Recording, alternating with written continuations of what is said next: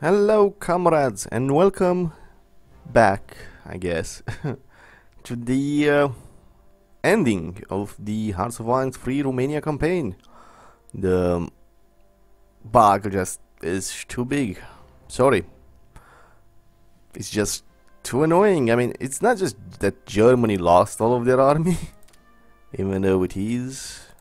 Come on, where is it? Come on, national statistics. Not that one. Should be here. No, dynamic pass. Basically, as you saw, because of the bug, because I made a puppet of the Soviet Union, every other Axis power that had units in Russia at the time in the Soviet Union lost them all. That means Germany lost most of its army, Japan lost most of its forces that were there. I do believe Italy lost some more. Basically, I and the Soviet Union have the most forces available, and that's just too much of a problem. I mean, look at this shit. Because Germany doesn't have any armies, there's rebellions everywhere, and I haven't found a way to fix it without deep dwelling into editing game files. Well, not really game files as much as what were they called?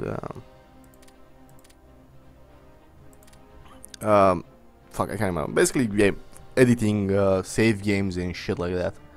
I tried it with a cheat. Unfortunately, the cheat that allows you to instantly build anything in a day does so for everyone. So yeah, Germany is gonna build a massive army, but so is everyone else, including the allies.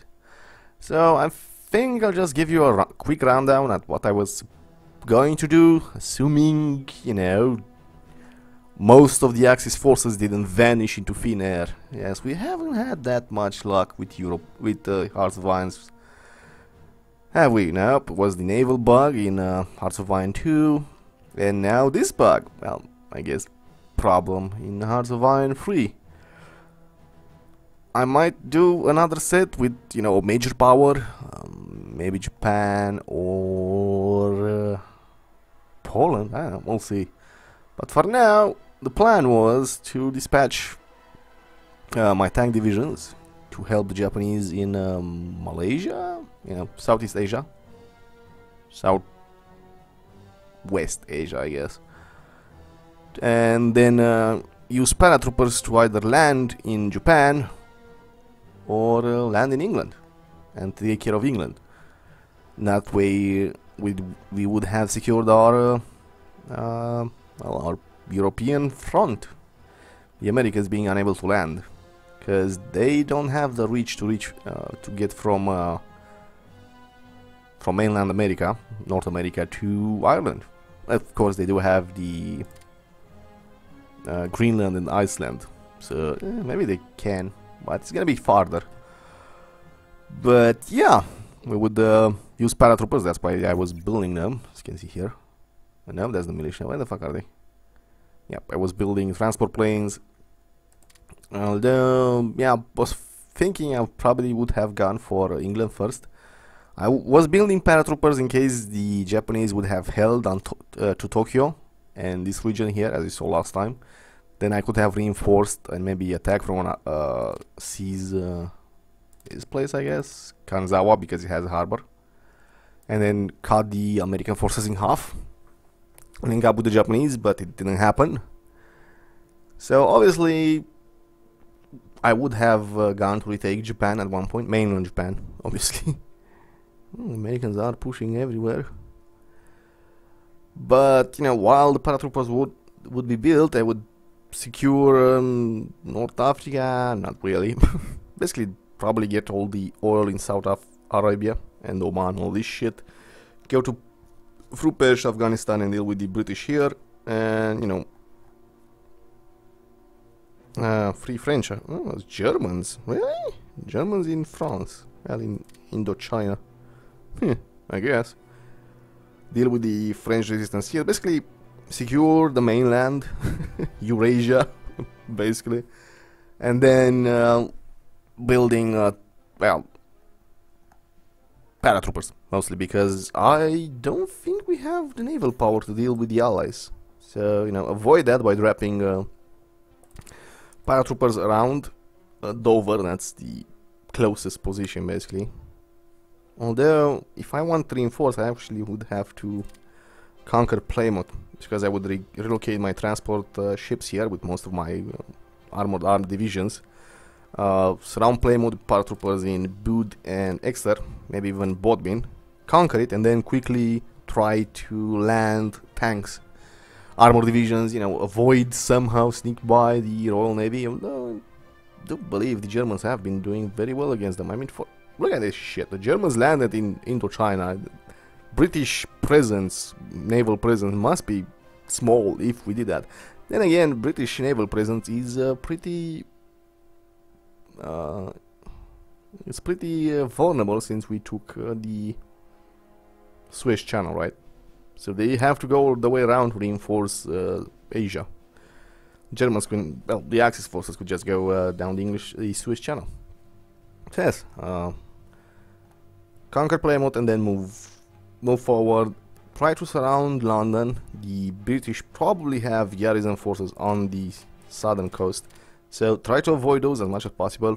Fortify Taunton, so we have a secured rear area where we can resupply from, and maybe take Bristol for another harbor close to the front line.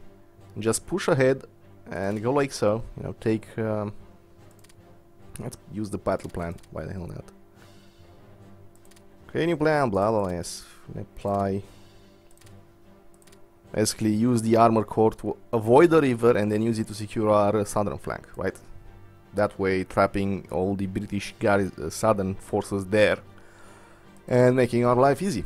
Obviously once London falls, should have an easier time than with British, but then again, maybe we won't. So again, after that, we'll probably spearhead along the rivers, using the rivers to secure our advance.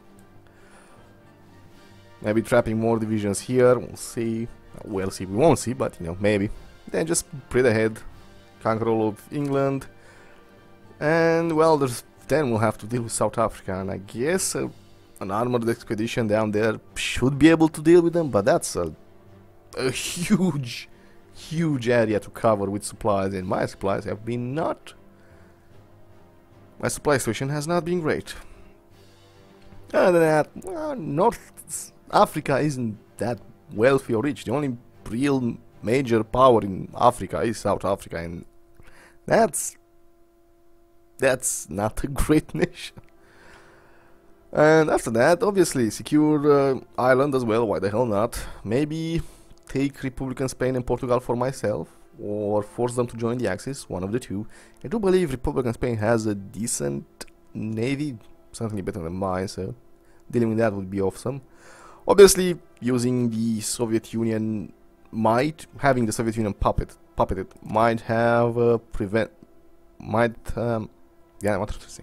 With the Soviet Union puppeted, we might not even have to go to Asia to take care of the British. The Soviets should be able to move there, and at least Shizuoka. Maybe the Soviets would land in Japan proper, but I don't think they have the navy for that. Let's Japan. How many? Japan has 6 carriers. Cool. 4 battleships. Soviet Union has 3 battleships, and I believe they're really old ones. 8 destroyers, 5 heavy cruisers, 3 light cruisers, 23 submarines. Yeah, they actually had a lot of submarines in the Soviet Union. And fortunately, nope, they would never invade Japan with that.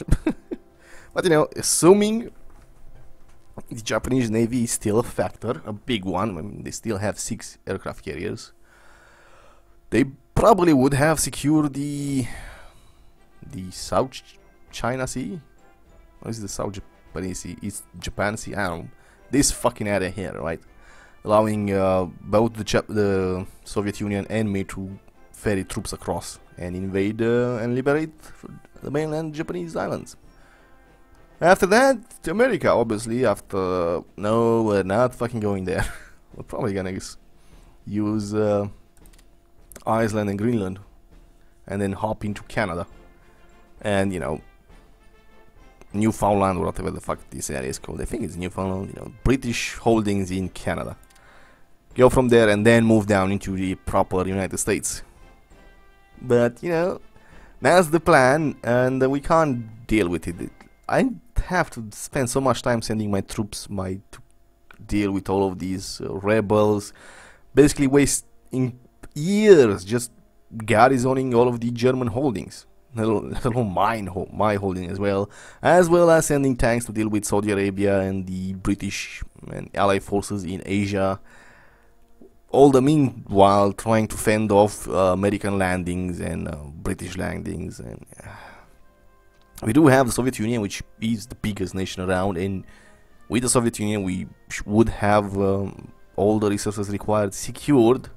I mean, Soviet Union is massive in terms of resources they can achieve, and they could probably hold up, but there's very little I could do that would be exciting.